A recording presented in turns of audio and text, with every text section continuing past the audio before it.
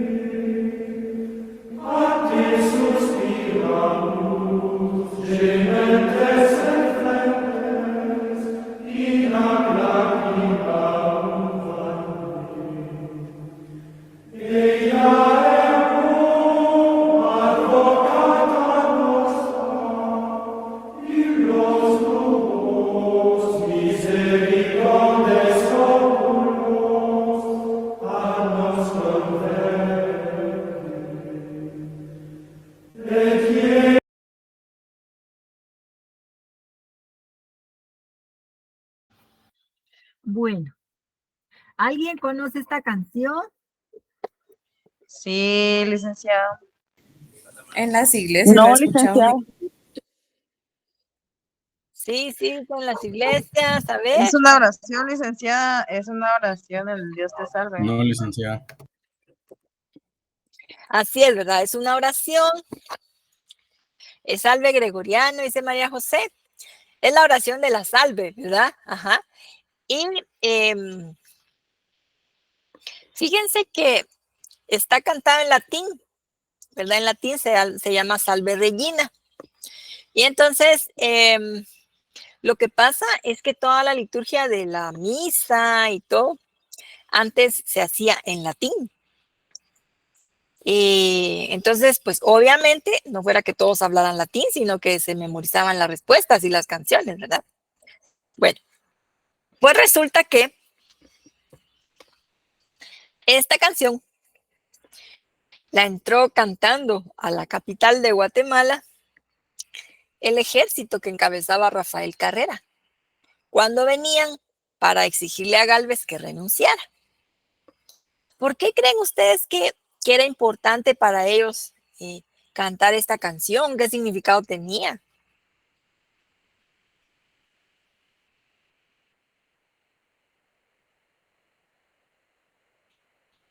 ¿Qué dice Irma?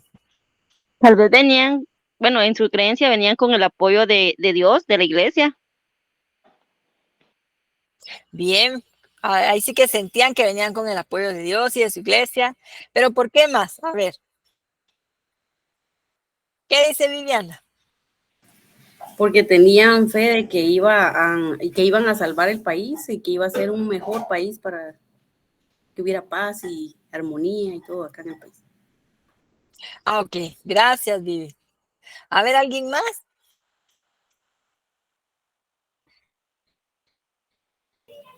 Tal vez la canción les daba como fuerza o poder para lo que iban a hacer ellos en ese momento.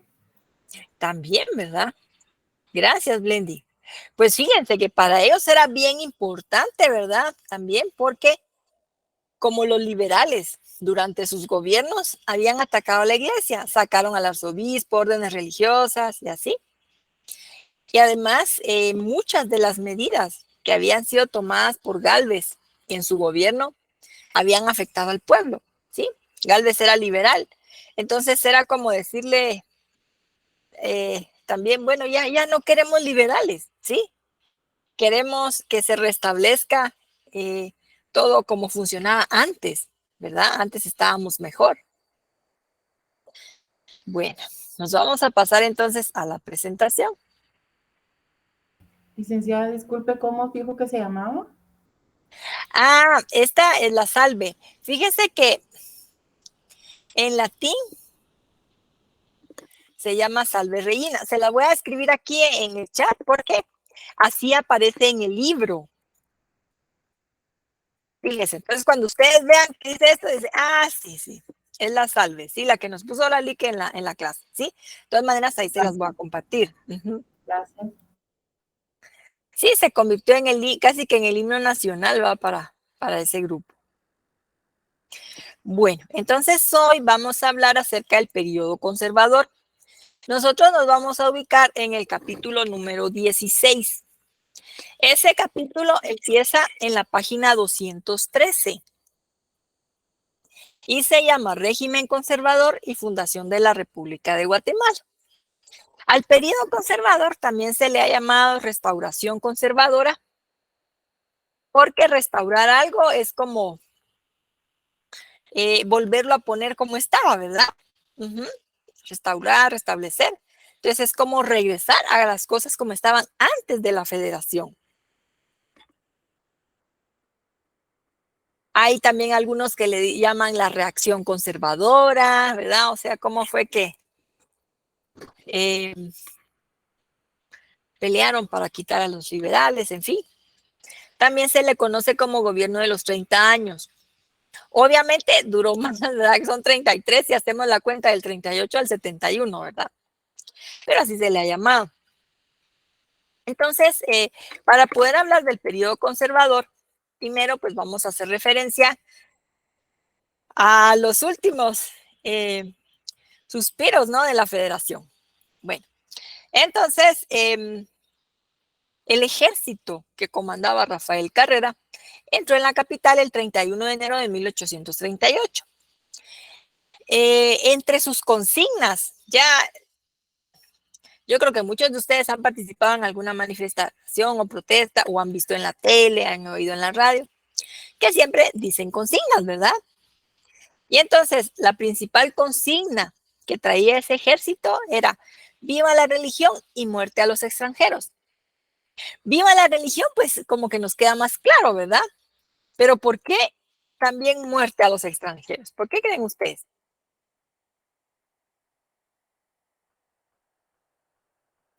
Porque les estaban quitando sus tierras. Eso, Lenny, muy bien. Entonces, con la política de colonización de Gálvez había despojado a un montón de pueblos de sus tierras y se las regalaba a los extranjeros, ¿sí? Eso había sido muy indignante para el pueblo. Por eso le gritaban también muerte a los extranjeros. Bueno, el 31 de enero entró el ejército a la capital y el 2 de febrero, 3 días después, renuncia a Gálvez y se va para México, ¿verdad? Se va a exiliar. Queda gobernando el que era el vice, ¿verdad? Un señor de apellido Valenzuela, también era liberal. A todo esto, ¿verdad?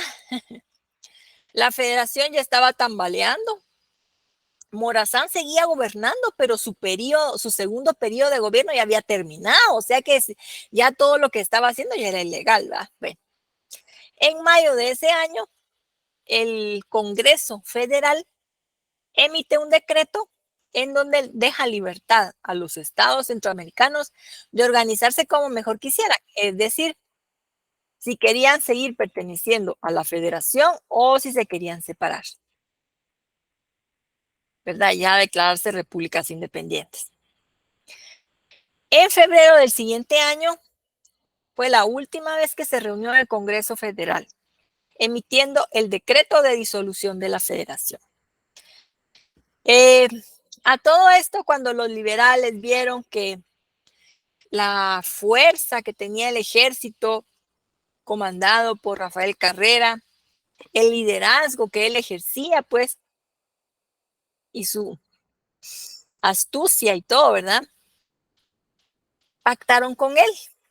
Acordémonos que como Gálvez ya se había peleado con Barrundia, en fin.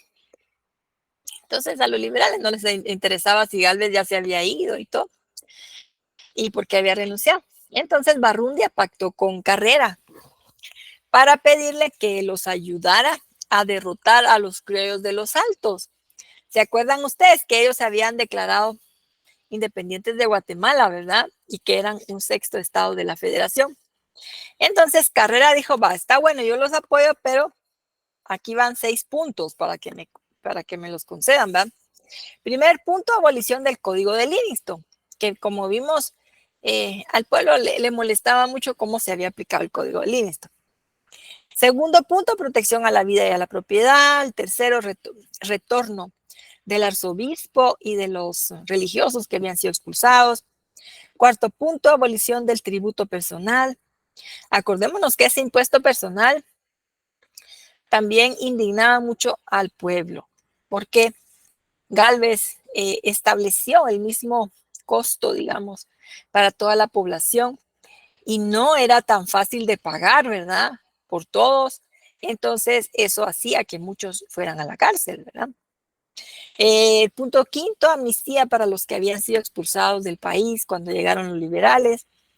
Y el sexto punto, obediencia a las órdenes de carrera bajo pena de muerte. Los liberales le aprobaron 3 puntos, ¿verdad? El primero, abolir los códigos de Livingston. Segundo, relajamiento del anticlericalismo. Anticlerical es como el rechazo hacia la iglesia, ¿verdad? Les decía, miren, ya no vamos a perseguir a la iglesia, nos comprometemos. Y el tercero, que aceptaban que Carrera fuera comandante de las fuerzas insurgentes. Entonces, ya con eso dijo Carrera, bueno, está bueno, está bien, los voy a apoyar, y se fue para la región de los Altos y allá peleó contra el ejército de esos criollos y pues los derrotó.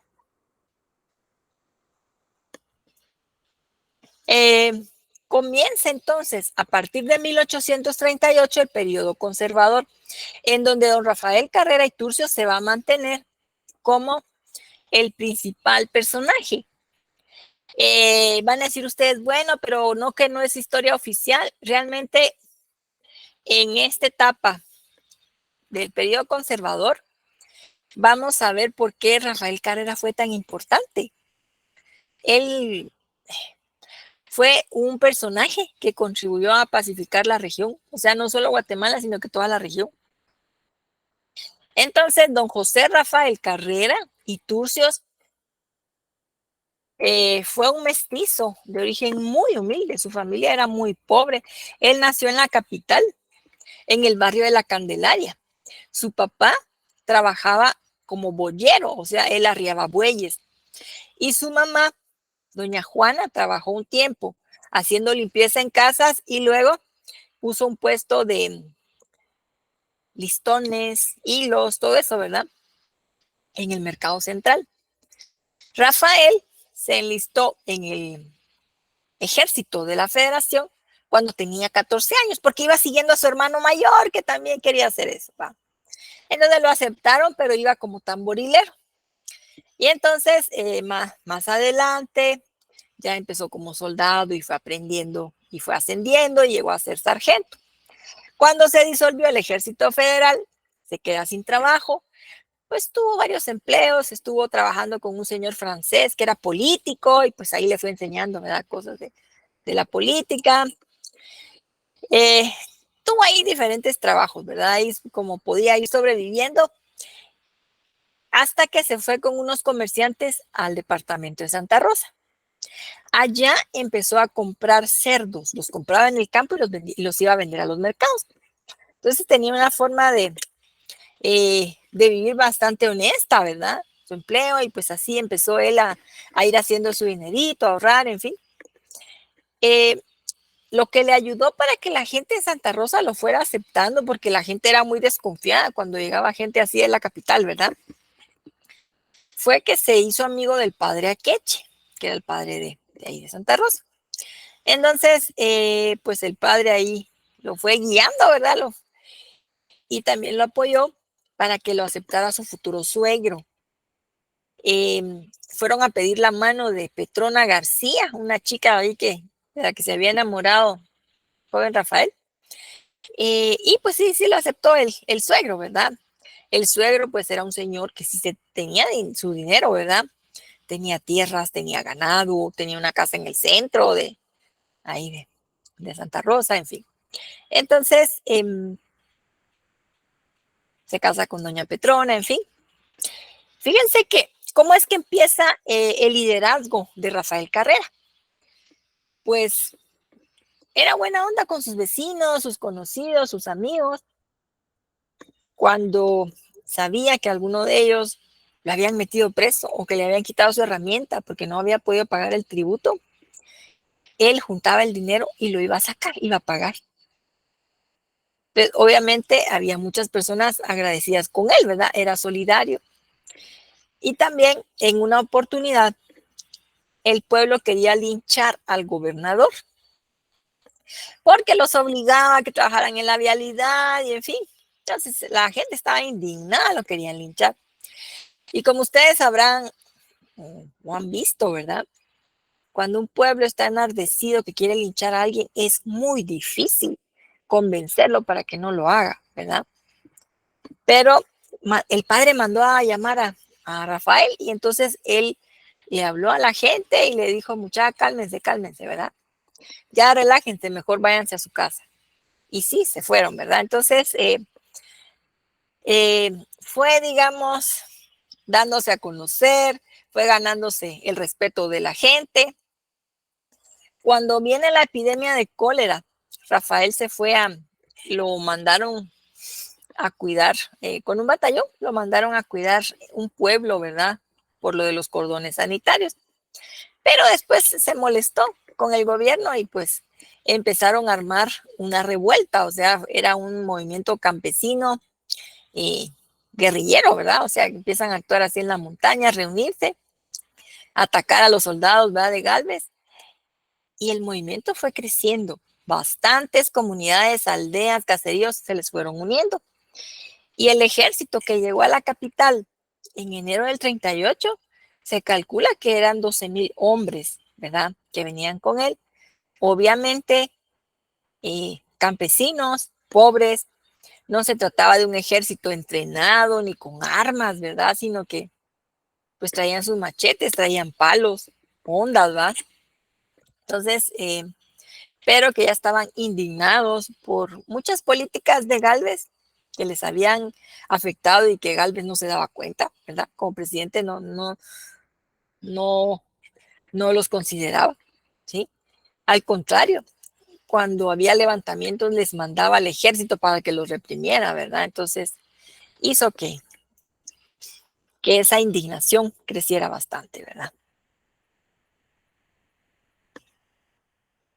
Ok, entonces Rafael Carrera va a ser un personaje bien importante, fíjense que de mucho carácter, ¿verdad? Un gran estratega militar que ayudó a pacificar la región. ¿Por qué les digo esto? Mire, durante el periodo federal hablamos que hubo 3 guerras civiles, ¿verdad? Entre liberales y conservadores. Entonces los pleitos eran así de mucho revanchismo y bien dogmáticos eran ellos. Entonces, durante el periodo conservador continuaron esos pleitos. Por ejemplo, cuando don Mariano Rivera era el presidente de Guatemala, como él era conservador, y en El Salvador había un presidente liberal, el presidente salvadoreño quiso derrocar al conservador guatemalteco y mandó a su ejército. Entonces, don Rafael Carrera los esperó en el territorio de La Arada, ya del lado de Guatemala, ¿va? Y él hizo su plan para derrotarlos, y sí les ganó. Tal es así que la estrategia que utilizó después era enseñada en varias escuelas militares muy reconocidas a nivel internacional, ¿verdad? Hasta en la escuela de West Point en Inglaterra. Entonces, muy afamado, digamos, era muy buena estratega. Luego también participó en la guerra de Centroamérica contra los filibusteros. Ahí se tuvieron que unir todos los países para expulsar a los filibusteros de Nicaragua.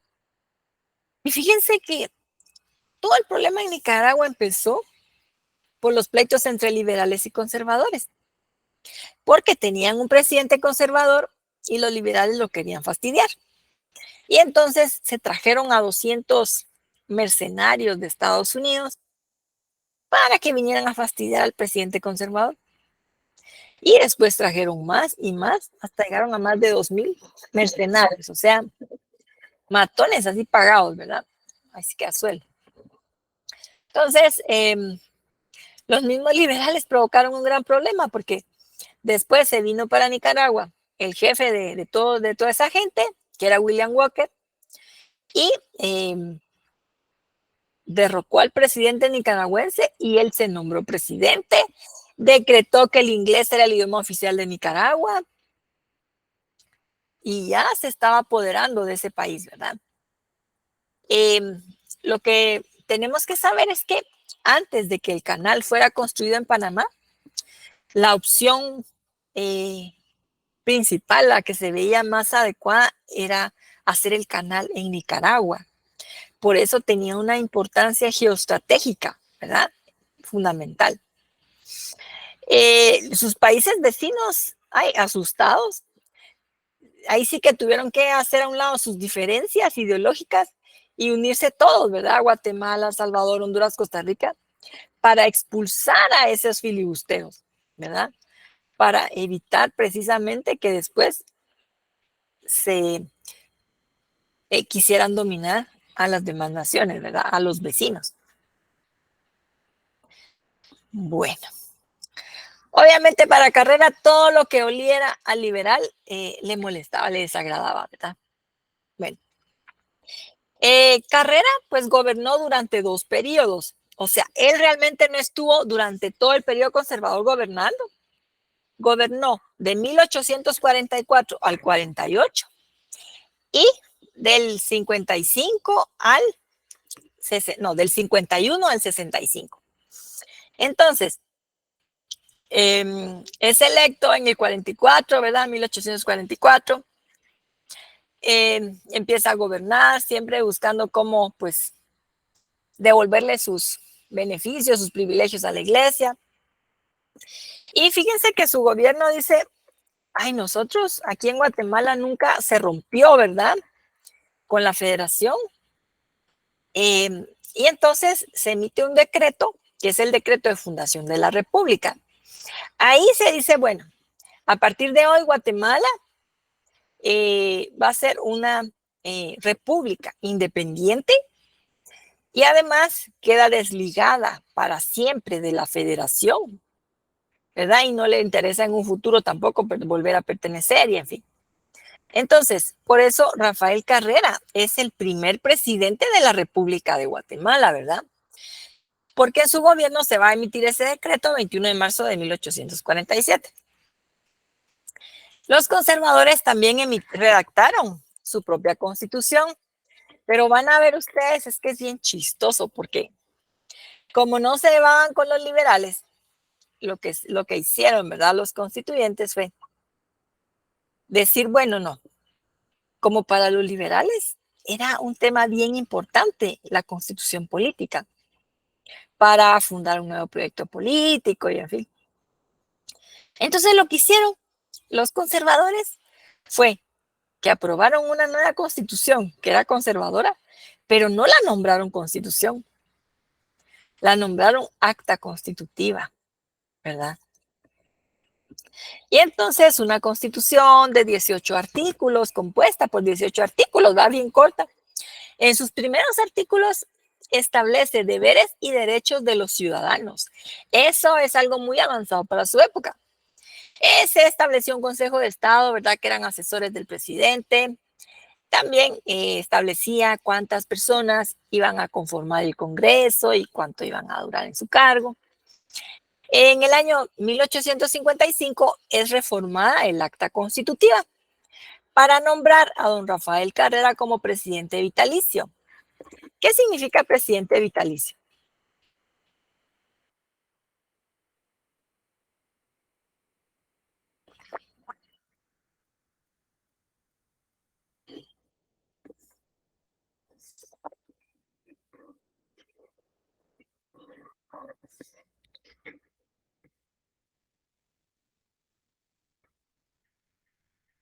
¿Qué dice Edgar? Don Edgar. Gracias. Sí, gracias. Buenas noches. Pues presidente vitalicio era hasta que iba a ser nombrado, hasta que muriera, efectivamente, ¿va? Así es, don Edgar, muy bien. Así se contesta. Entonces, se le llamó presidente vitalicio o presidente perpetuo, ¿sí? Durante toda su vida. Entonces, esto significa que va a ser el único presidente que de esta manera se le va a ahí sí que se le está autorizando a que sea un dictador, porque ya no se realizaron elecciones, ¿verdad? Hasta que él falleció, ¿sí? Ok, entonces en esta modificación a la Constitución se le confirieron varias atribuciones como presidente vitalicio, ¿verdad? Podía nombrar a su sustituto, también podía convocar y disolver al Congreso. Como vemos, se le llamaba al Congreso Cámara de Representantes, así como le llaman ahorita al Congreso de Estados Unidos, ¿verdad? También el presidente le correspondía fijar los temas de la agenda que iban a discutir en el Congreso. Él les decía, miren, platiquen sobre esto, estas iniciativas, ¿verdad?, de ley. También le podía convocar a nuevas elecciones cuando algún diputado pues hubiera renunciado o él lo hubiera sacado. Entonces convocaba para elegir a otro que lo sustituyera, ¿verdad? Para concretar su apoyo a la iglesia, se suscribió un convenio entre el Estado de Guatemala y el Estado del Vaticano. Entonces, a la iglesia, bueno, ese convenio se llama concordato papal. Y entonces a la iglesia, por ejemplo, le devuelven la supervisión de las escuelas, de todos los temas educativos. También le devuelven que se restituye el diezmo, ¿verdad? Pueden volver a cobrar el diezmo. En el presupuesto nacional se crea una partida de 4,000 pesos, ¿verdad?, para darle ese subsidio a la iglesia cada año. Y también se crea una comisión para censurar libros en donde van a participar puros sacerdotes, ¿verdad? ¿Qué significa eso de la censura?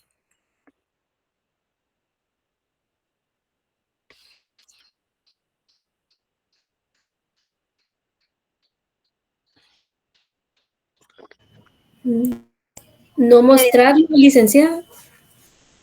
No mostrar, dice Magalí. También Meli levantó la mano.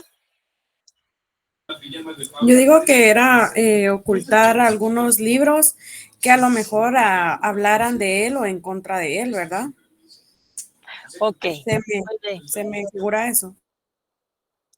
¿Qué dice? A ver, aquí Zulma en el chat dice omitir. ¿Qué dice don Edgar? La prohibición de divulgación de las cosas de él, ¿no? Uh-huh. Sí, entonces la comisión lo que hacía era que chequeaban los libros y decía, sí se enmarca dentro de toda la filosofía de la iglesia, de nuestra religión. No.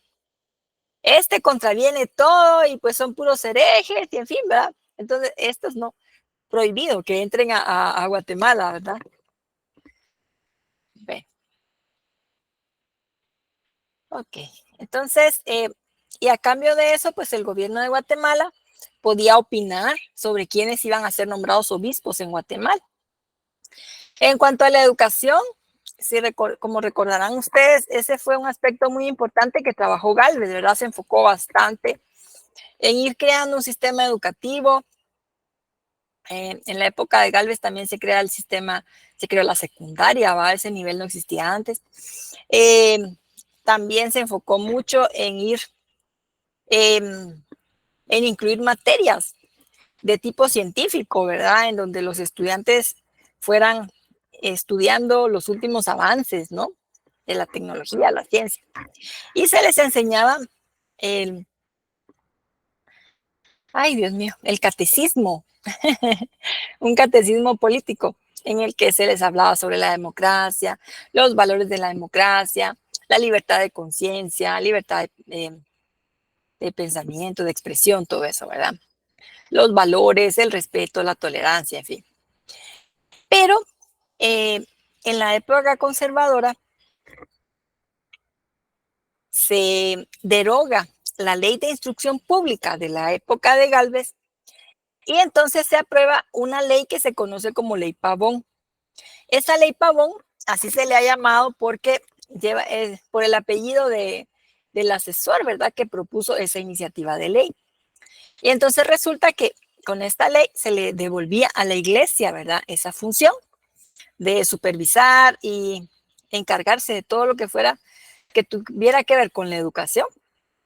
Se quitaron muchas materias y las que quedaron fuera eran aquellas que tenían que ver más con cuestiones de la doctrina católica, cristiana, en fin. Otro de los temas fue que sí había supervisores, pero en esas comisiones participaba el cura párroco de la iglesia, el director o algún maestro, ¿verdad?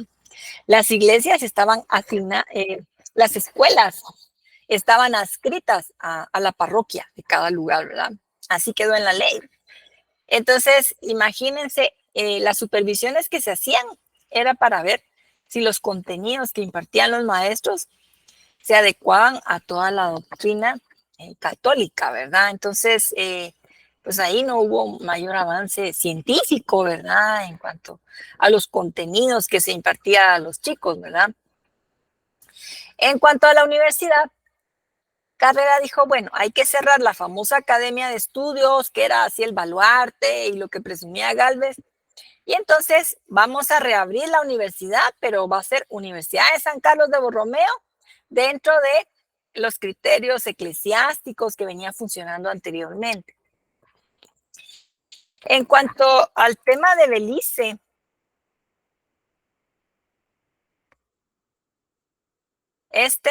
va a ser un tema también importante, ¿verdad? Fíjense que, como ustedes sabrán, pues Belice empieza a ser invadido por los ingleses cuando todavía los españoles tenían el dominio de estos territorios. Entonces empezaron a suscribir acuerdos, los primeros acuerdos, tratados que se suscribieron, el de Versalles, el de Londres, eran entre españoles e ingleses, ¿verdad? Para autorizarles que establecieran allí campamentos. Posteriormente, cuando nos independizamos, va a pasar algo bien chistoso, va, curioso, porque en lugar de que los ingleses suscribieran tratados con Guatemala, empezaron a suscribir convenios con Estados Unidos. Fíjense, sobre territorios en donde Inglaterra tenía presencia acá en América. Esto tiene que ver con que Estados Unidos ya había empezado con su actitud de, bueno, yo expandir ahí su influencia, ¿verdad? Y su política de América para los americanos, en fin. Entonces, lo que hizo Rafael Carrera en su gobierno es comenzar a ver, bueno, vamos a firmar un tratado con Inglaterra para cederle el territorio de Belice, que el que están ocupando ellos, para de una vez marcar ahí, poner los límites, quedar bien con ellos y que nos dejen tranquilos, que no nos vayan a venir a invadir. Porque fíjense que en el caso de los mexicanos, para este entonces ellos ya habían perdido California y Texas, que se los habían quitado los gringos. Entonces dijeron, a la gran, dijo Carrera, bueno, aquí mejor hay que quedar bien con los ingleses y pues así ya, y no nos van a invadir. Bueno, entonces se suscribió este tratado, que es el Huayca-Aycinena, que lleva los apellidos, ¿verdad? El Huayca era el señor que estuvo, el representante inglés, y Aycinena, representante de Guatemala. Entonces, en el artículo 7º vemos que quedó plasmado, digamos, la manera en la que Inglaterra le iba a pagar a Guatemala el favor, ¿verdad? Porque el trato fue, le cedemos Belice, pero ustedes nos construyen una carretera que conecte Izabal con la capital de Guatemala. Y entonces, pero veamos el artículo, ¿verdad? El artículo 7º dice, para mejorar y perpetuar las amistosas relaciones que al presente existen felizmente entre las dos altas partes contratantes, convienen en exponer conjuntamente, en poner conjuntamente todo su empeño, tomando medidas adecuadas para establecer la comunicación más fácil, sea por medio de una carretera o empleando los ríos o ambas cosas a la vez, según la opinión de los ingenieros que deben examinar el terreno, entre el lugar más conveniente de la costa del Atlántico, cerca del establecimiento de Belice y la capital de Guatemala. Entonces, los ingleses nunca construyeron la carretera, se hicieron los locos. Realmente, de manera intencional, dejaron este artículo bien ambiguo, ¿va? Porque primero dice que las dos naciones de manera conjunta van a trabajar en eso, que puede ser carretera o puede ser por el río, que los ingenieros, depende de lo que digan los ingenieros, que en algún lugar cerca de Belice, de ahí para la capital, en fin, que se hicieron los locos y nunca se construyó. En cuanto a la situación de los indígenas y los mestizos pobres, podemos decir que durante el periodo conservador estuvieron más tranquilos, no estuvieron sometidos, en el caso de los indígenas, a trabajo forzado. Les devolvieron sus tierras que les había quitado Gálvez. También se restableció una figura que se llama censo enfitéutico. Esto había funcionado durante el periodo colonial. Digamos que era una forma de arrendamiento que tenía un pago muy bajo y lo manejaban las municipalidades. Entonces, por ejemplo, cuando un pueblo de indios no tenía suficientes tierras, iba a solicitar a la MUNI y pues entonces le concedían un terreno grande ahí para que lo cultivaran y le establecían cuánto tenían que pagar. Igualmente para algunos mestizos. Entonces, esa figura se volvió a establecer acá en este periodo. En cuanto al principal producto de exportación de nuestro país, en ese periodo fue la grana, que generó mucha riqueza, ¿verdad? Unos ingresos muy altos para nuestro país. La grana era un colorante natural de color rojo que se extraía de unos animalitos que son familia de los cochinitos, unos insectos. Y pues al molerlos daban un color rojo. Los ingleses eran nuestros mayores compradores de ese tinte, ¿verdad? Para las telas. Ok, entonces del periodo de Carrera se construyeron 2 fuertes militares, ¿verdad? Para protección de la capital. Por ejemplo, este de San José de Buenavista, para ver desde lejos cuando venía Morazán con su ejército y anticiparse, o los demás, ¿verdad? Ejércitos. Que está ubicado en el cerro donde está el Centro Cultural Miguel Ángel Asturias. Todavía está ese fuerte, ustedes lo pueden visitar, allí está el Museo Militar, entonces se puede visitar, está muy bien conservado. También en esa época se construyó el fuerte San Rafael de Matamoros, ¿verdad? Que está ahí en la zona 1. Entonces ahí, ahora ya lo conocemos solo como Fuerte de Matamoros. También se construyó el Teatro Carrera. El Teatro Carrera funcionó donde ahora está el Parque Colón, en la zona 1. Este teatro se construyó para contribuir, ¿verdad?, a la vida cultural de la capital, para que los artistas nacionales, internacionales tuvieran un espacio así bonito, bien elegante para poderse presentar y pues para que los capitalinos y otros pudieran presenciar espectáculos muy buenos, ¿verdad?, de artistas nacionales y también internacionales. Se presentaban cuestiones de ópera, de zarzuela, obras de teatro, cantantes así diversos. Entonces, y pues estuvo allí hasta que fue afectado por unos terremotos de principios de 1900 y lo derribaron. Después lo derribaron. Ya no lo quisieron restablecer. Bueno, hay que agregar que cuando los liberales estuvieron gobernando, le quitaron el nombre de Teatro Carrera y paró siendo el Teatro Colón. Algunas obras, novelas, ¿verdad? Para conocer un poco más sobre el periodo conservador, está esta novela de Oscar René Cruz, Rafael Carrera, El presidente olvidado, José Mía y Vidal, Recuadros de costumbres en donde cuenta, ¿verdad?, cómo era la vida de la gente en la época conservadora.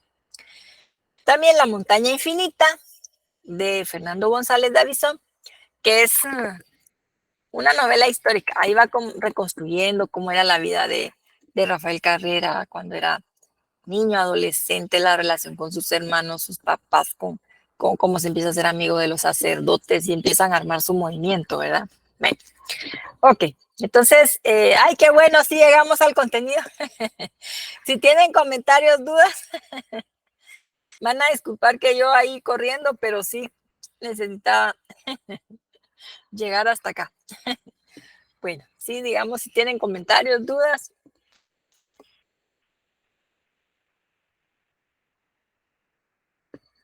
Sí, ¿qué dice Caro?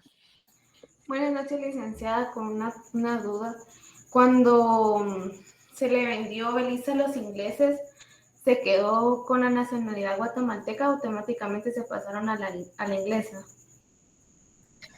Es que fíjese que lo que hizo Carrera fue cederles de una vez Belice, entregárselos, ¿verdad? Entonces, y ya, porque fue desde 1700 o finales de 1600 que los ingleses empezaron a establecerse ahí en Belice. Entonces, prácticamente las poblaciones de ahí ya habían empezado también a aprender pues el idioma inglés y así. Prácticamente con este tratado Huayca-Ximena, entonces ya se les autorizaba que ¿qué más? Pues podían ellos actuar, disponer de las poblaciones, poner autoridades y todo esto, ¿verdad? Entonces, a partir de allí, digamos que de manera oficial quedó Belice siendo una colonia inglesa y en los años 90 le dieron los ingleses su independencia. Por eso ya ve que los ingleses pues hablan, los beliceños hablan inglés y pues son como que están más apartados de la cultura guatemalteca, ¿verdad? Gracias, licenciada. Con gusto, Caro. Y también por eso cuando se hizo la consulta por el diferendo territorial entre Belice y Guatemala, realmente los beliceños, ellos no quieren regresar, no quieren ser parte de Guatemala porque llevan varios siglos teniendo una cultura muy diferente que la nuestra, ¿verdad? No sé si tengamos algún otro comentario, duda.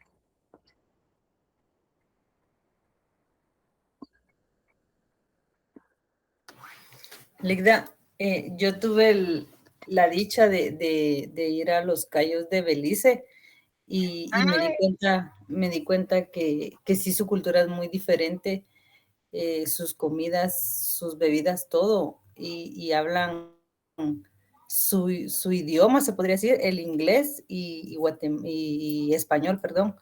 Entonces sí tienen muy desarrollado varios idiomas. Yo me quedé hasta asombrada de todo lo que saben ellos. Qué bonito, ¿verdad? Y se manejan varios idiomas, así como oficiales. Eso está chilero, ¿ah?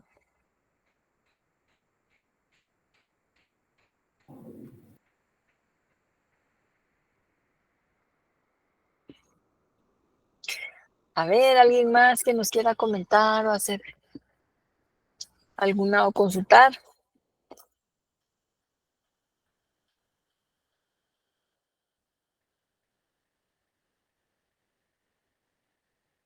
Creo que no, licenciada.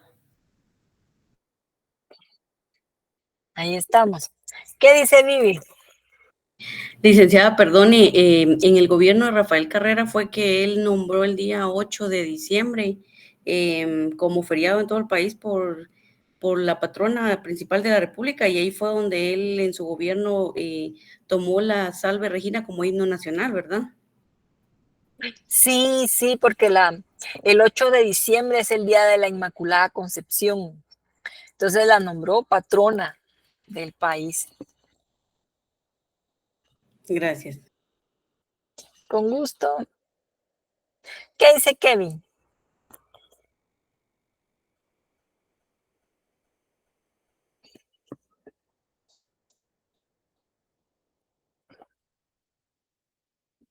No sé si Kevin levantó la mano.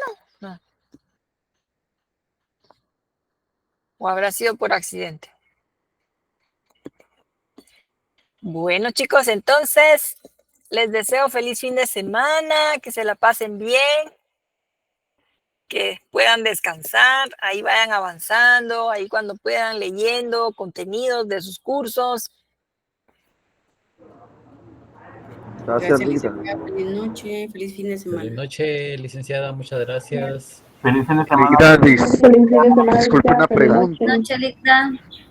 Sí, ¿qué dice Fabián? Sí, feliz noche, chicos. ¿Qué dice Fabián? Disculpe una pregunta, Ligda. Ah, Minor. ¿En qué página, hasta qué página llegamos? Ah, fíjese que ahorita vimos el capítulo 16. Ajá. El capítulo 16 empieza en la 213. Nosotros, entonces ahorita abarcamos el gobierno de carrera. Ahorita le voy a decir. Llegamos hasta la 252, porque ya en la próxima clase vamos a hablar de Vicente Serna, que fue el gobernante que lo sucedió. Hasta la 252. Uh-huh. Okay. Sí, de la 213 a la 252. De la 213 a la 252.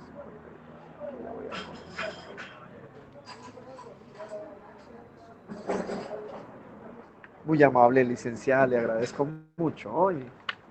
Con gusto, Minor, cuídese, feliz noche. Gracias, licenciada, que tengan un feliz fin de semana y mucho gusto saludarle.